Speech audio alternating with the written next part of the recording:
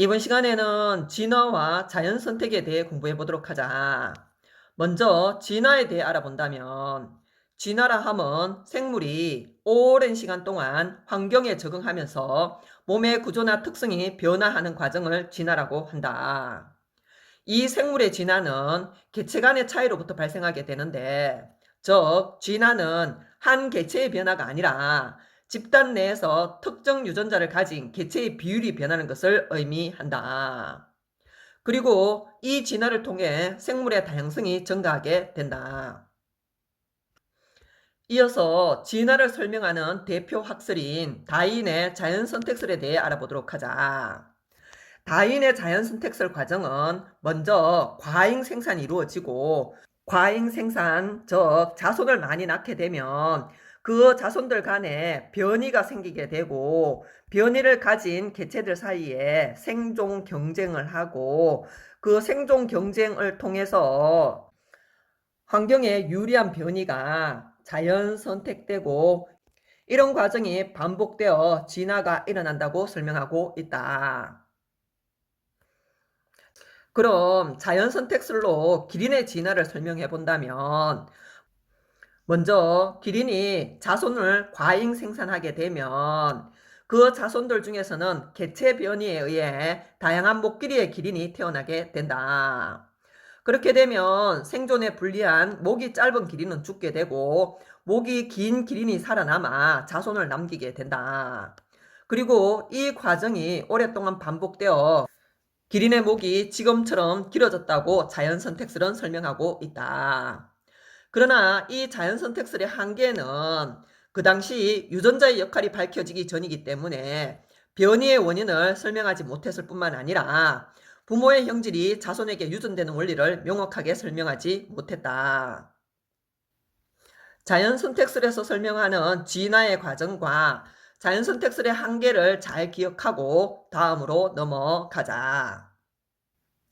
다윈의 자연선택설은 문제점을 갖고 있긴 하나, 근대 유럽의 세계관을 바꾸어 놓았을 뿐만 아니라 오늘날에 이르기까지 과학뿐만 아니라 사회의 여러 분야에 영향을 주고 있다. 먼저 자연선택설이 과학에 어떤 영향을 주었는지 알아본다면, 자연선택설에 의해 생물 분류를 진화적 관점으로 해석하였고, 그리고 유전학, 분자생물학 등의 학문이 발전하게 되고, 그리고 자연선택설이 생명과학의 이론적 기반을 제시하게 된다. 그리고 자연선택설은 사회 분야에도 많은 영향을 주었는데, 경쟁을 기반으로 하는 자본주의 발달에도 영향을 주고, 그리고 인종차별, 사회의 불평등 구조, 제국주의의 출현, 식민지배 정당화에 악용되기도 하였다. 뿐만 아니라 철학과 사회학, 정치학 등 다양한 인문사회학 분야에도 영향을 미치게 된다. 지금까지 다윈의 자연선택설에 대해 알아보았고, 다음으로 넘어가기 전에 참고로 라마르크의 용불용설에 대해 얘기를 하고 간다면, 라마르크의 용불용설이라 함은 많이 사용하는 기관은 발달하여 다음 세대로 전해지지만 사용하지 않는 기관은 퇴화한다는 학설인데, 대표적으로 기린이 높은 곳에 있는 잎을 따먹기 위해 목을 계속 사용한 결과 기린의 목이 길어졌다고 설명하는 학설이다. 그러나 이 학설의 가장 큰 문제점은 후천적으로 획득한 형질은 유전되지 않기 때문에 현재 라마르크의 용불용설은 인정하지 않는다는 사실을 기억하고 다음으로 넘어가자. 다윈의 자연선택설의 한계점이 변이가 나타나는 원인과 부모의 형질이 자손에게 어떻게 유전되는지 명확하게 설명하지 못하였다. 그렇다면 현재는 변이를 어떻게 설명하고 있는지 지금부터 알아보도록 하자. 변이라 함은 같은 종의 개체 사이에 나타나는 형태, 습성 등 형질의 차이를 변이라고 한다. 이 변이에는 비유전적 변이와 유전적 변이가 있는데, 유전적 변이가 진화의 원동력이 된다. 먼저 비유전적 변이부터 살펴본다면, 비유전적 변이는 환경적 요인에 의한 변이로서 형질이 자손에게 유전되지 않는다. 비유전적 변이의 대표적 예는 운동을 많이 한 사람의 근육이나 같은 나무의 잎의 크기 등이 있다. 그리고 야구 선수 중 투수의 경우는 오른손을 많이 사용하다 보면 왼쪽 팔뚝보다 오른쪽 팔뚝이 굵어지게 된다. 이 선수가 아들을 낳았을 때 아들의 오른쪽 팔뚝이 왼쪽 팔뚝보다 굵을 수는 없다. 이러하듯이 비유전적 변이는 자손에게 유전되지 않는다는 사실을 기억하고 유전적 변이에 대해 알아보도록 하자. 유전적 변이는 부모로부터 물려받은 유전자 차이에 의해서 발생하게 된다. 그래서 유전적 변이는 자손에게 전달이 가능하다. 그리고 이 유전적 변이가 바로 진화의 원동력이 되며 유전적 변이가 나타나는 까닭은 돌연 변이와 유성 생식 과정에서 생식세포 분열의 다양한 유전자 조합으로 유전적 변이가 발생하게 된다. 유전적 변이의 대표적 예에는 달팽이 껍데기 무늬, 색깔, 나선의 방향, 그리고 새의 깃털의 색 또는 무당벌레의 겉날개의 색깔, 무늬 등이 유전적 변이의 대표적 예가 된다. 그렇다면 문제를 통해 비유전적 변이와 유전적 변이를 구분해 보도록 하자. 먼저 봄에 태어난 호랑나비보다 여름에 태어난 호랑나비가 더 크고 화려한 색을 나타내게 되는 것은 봄과 여름의 환경 차이에 의해 나타나는 변이로서 비유전적 변이가 된다. 그리고 백색정 사자의 경우는 돌연 변이로 DNA의 유전 정보의 변화로 생긴 것이기 때문에 유전적 변이가 되고, 그리고 카렌족 여인들이 어릴 적부터 여러 개의 링을 목에 걸어 생활한 결과 목의 길이가 길어진 것은 환경의 영향으로 비유전적 변이에 해당한다.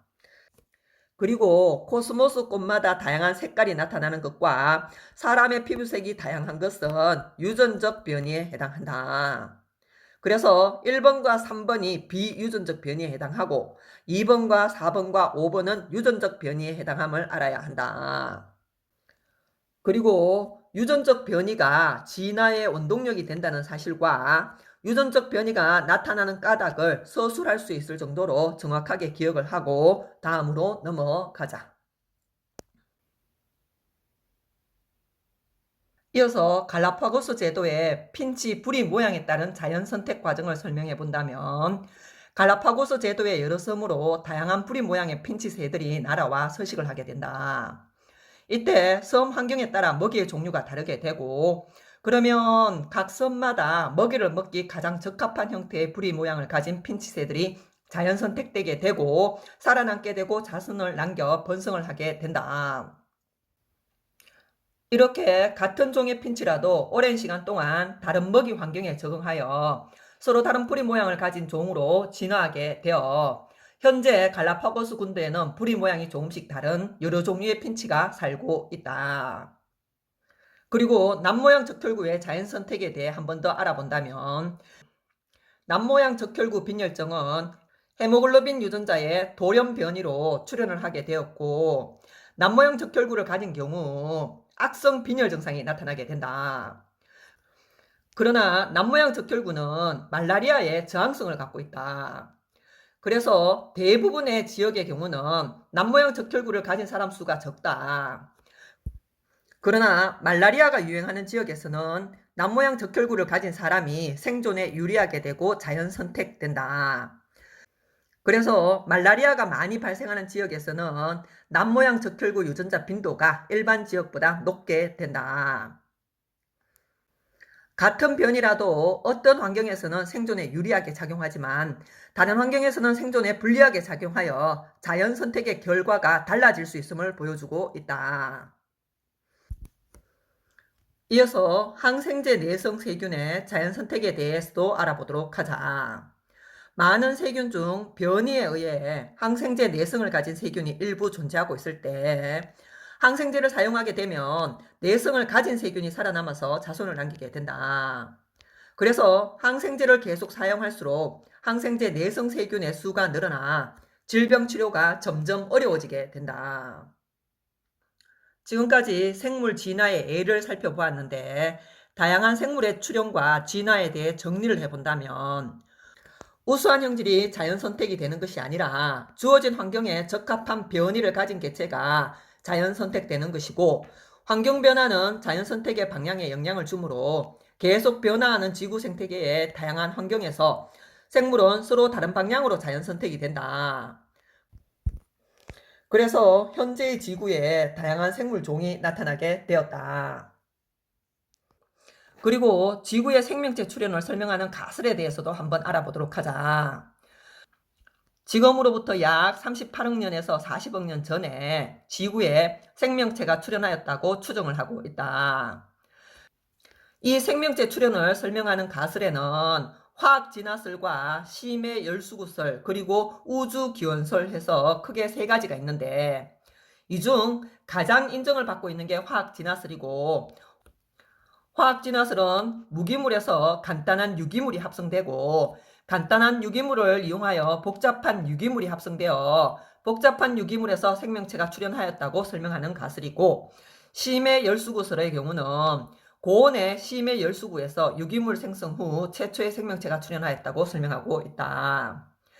마지막으로 우주기원설, 즉 외래 유입설은 운석을 통해 우주의 유기물이 지구로 운반되어 생명체의 탄생에 영향을 주었다고 주장을 하고 있다. 이 단어는 전반적으로 내용이 쉽긴 하나 시험 문제에서는 서술형이라든지 까다롭게 출제를 하는 만큼 좀 더 정확하게 기억을 하고 있어야 한다.